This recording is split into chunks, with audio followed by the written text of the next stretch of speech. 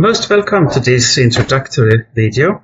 It will not be much of me because I use a software that is designed to record chess moves only. So you can see some chess moves here only.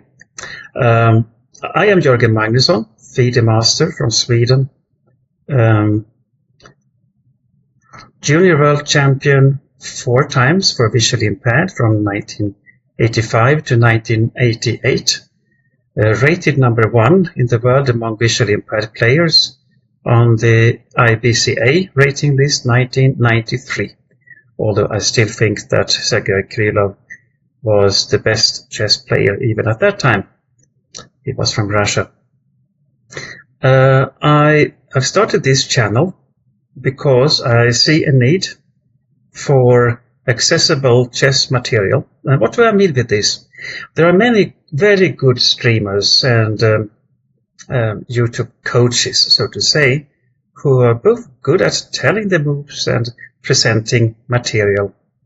There are examples like Hikaru Nakamura, Matthew Sadler, of course, Robert Rees, and the YouTuber of the Chess Wisdom channel are some of many examples. But for a blind player like me, it is difficult to follow the videos if I have to use an adapted chess set, because I cannot watch the screen. In my case, it is not so difficult because I follow it in my memory, but especially if you are a newer chess player, it can be very difficult and you easily get lost. What position do we have on the board? And for this purpose, I thought it was a good idea to make it possible for me as blind player to record. That is also kind of inclusion, that I can do it myself, and me and other good blind chess coaches. And also to make it in a speed that would make it possible for the blind chess players to follow the video. I use a new software produced by my friend Tage Johansson, also a blind chess player, currently reigning junior world champion, although he's too old to defend his title on the next championship upcoming September in India. He's also a very good computer scientist. He has coded and I have tested, and he has coded again and I have tested even more.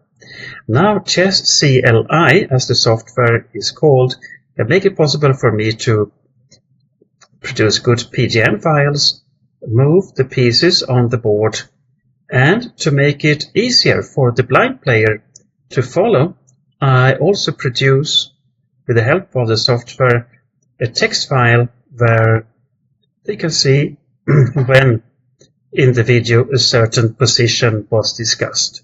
So if you lose track, you can go to the right minute. You also have the notes of the game in the PGM file. This is a mission in the spirit of International Braille Chess Association, IBCA, of which I am currently the president. We want to promote chess for everyone, but especially with focus on inclusion for visually impaired. We want to do it for no cost, and if you would like the material that I will produce, please subscribe to the channel, like it, share it so that more can get here, so that people without the means to pay a coach anyway can get good coaching even if you are blind. There will be some tricky things, because what is good for the blind is maybe not exactly the same for the low vision or sighted player. It will be maybe a bit too slow.